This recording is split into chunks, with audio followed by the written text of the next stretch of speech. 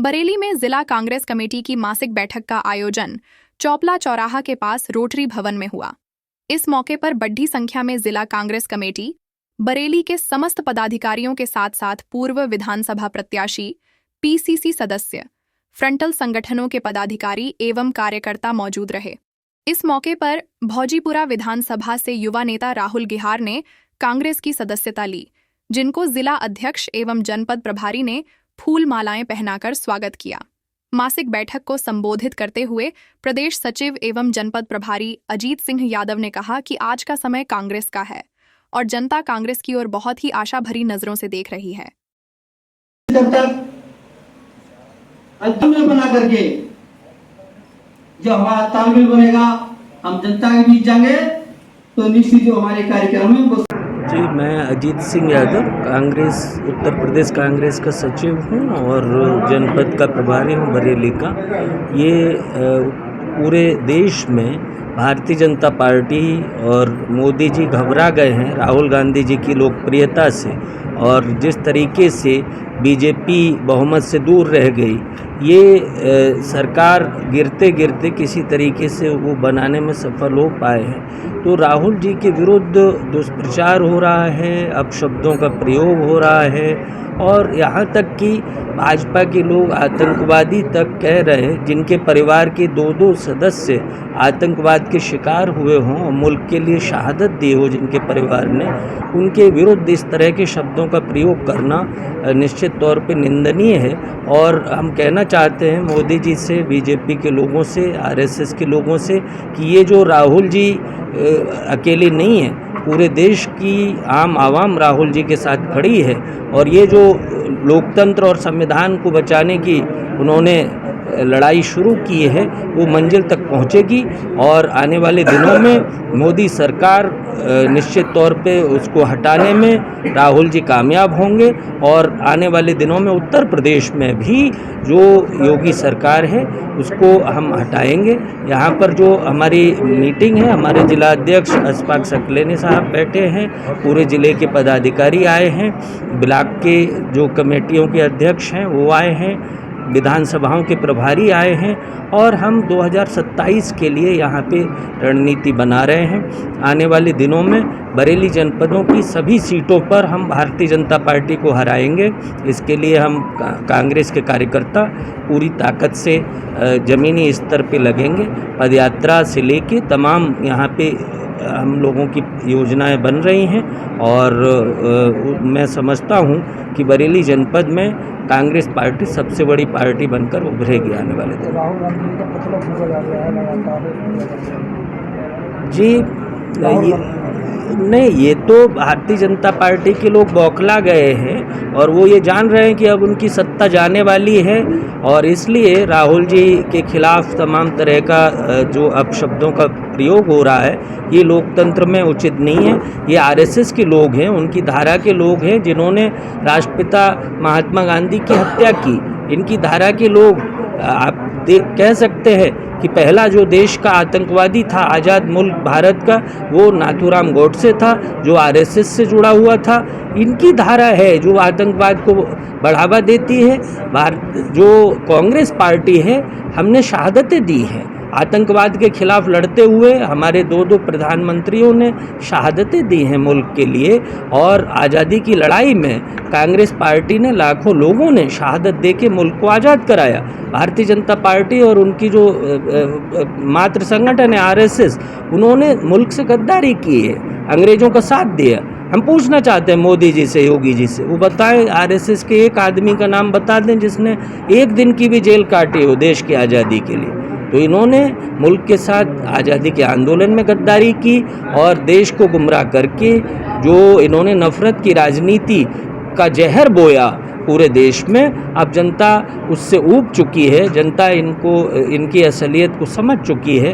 जो राहुल जी ने भारत जोड़ो यात्रा निकाली, पूरे देश की जनता को सच्चाई बताई। अब जनता जुड़ना चाहती है, भाईचारे के साथ है, संविधान और लोकतंत्र को जनता बचाना चाहती है। मैं समझता हूँ कि अब आने वाले दिनों में कांग्रेस जो भारतीय जनता पार्टी है उसकी सरकार के दिन अब गिने चुने बचे हुए हैं, इसलिए ये बौखला रहे हैं। और इसीलिए राहुल, वो चूँकि देश में सबसे लोकप्रिय नेता, प्रधानमंत्री मोदी से भी ज़्यादा लोकप्रियता इस समय राहुल गांधी की है। और राहुल गांधी मुल्क में जननायक की श्रेणी में आ गए हैं। लोग उनकी बातों को सुनते हैं, तमाम जो उनके भाषण हैं, प्रधानमंत्री मोदी से कई गुना ज़्यादा लोग राहुल गांधी के भाषण को यूट्यूब पर सुनते हैं, सोशल मीडिया पे सुनते हैं। इसलिए भारतीय जनता पार्टी के लोग बौखला गए हैं और इसीलिए राहुल गांधी को निशाना बना रहे हैं। लेकिन हम राहुल जी के साथ हैं, पूरे देश की जनता राहुल जी के साथ है और हम मुकाबला करेंगे। आरएसएस और भाजपा की जो नफरत की राजनीति है उसे परास्त करेंगे। आज हमारी मासिक बैठक है जिला कांग्रेस कमेटी की। इस बैठक में हमारे बीच में जनपद के प्रभारी और उत्तर प्रदेश कांग्रेस कमेटी के सचिव अजीत यादव जी यहाँ उपस्थित हैं। हमारे तमाम पदाधिकारी जिले से आए हैं। आज हमारी बैठक में तय हो रहा है कि हम राहुल गांधी ने भारत जोड़ो यात्रा जिस तरीके से की थी, हम बरेली में भी कांग्रेस जोड़ो यात्रा हम करने जा रहे हैं। और इस यात्रा के माध्यम से हम तमाम विधानसभाओं में, गाँवों में, इलाकों में जाकर बहुत सी जो जन समस्याएँ हैं, जनता से जो समस्याएं हैं उनको लेकर हम सारी समस्याओं को सुनेंगे और सारे हमारे कांग्रेस के पदाधिकारी उन समस्याओं को लेकर हम यहाँ पर ब्लॉक लेवल पर, तहसील लेवल पर और ज़िला लेवल पर बड़ा जो उनकी मांगें हैं, उनकी समस्याओं को लेकर हम आंदोलन करेंगे, ज्ञापन देंगे। इसी के माध्यम से हमारा एक मकसद है कि भारतीय जनता पार्टी जिस तरीके से यहाँ हिटलर साहित्य अपना रही, देश के अंदर नफरत की दीवार को खड़ा करने का प्रयास कर रही है, इसी को तोड़ने के लिए राहुल गांधी जी ने मुहिम चलाई है। और मोहब्बत की दुकान का जो नाम दिया है, कांग्रेस पार्टी मजबूती के साथ जनपद बरेली में अब आंदोलन करेगी, समस्याओं को उठाएगी और मोहब्बत की दुकान इस भाईचारे को लेकर आगे बढ़ेगी।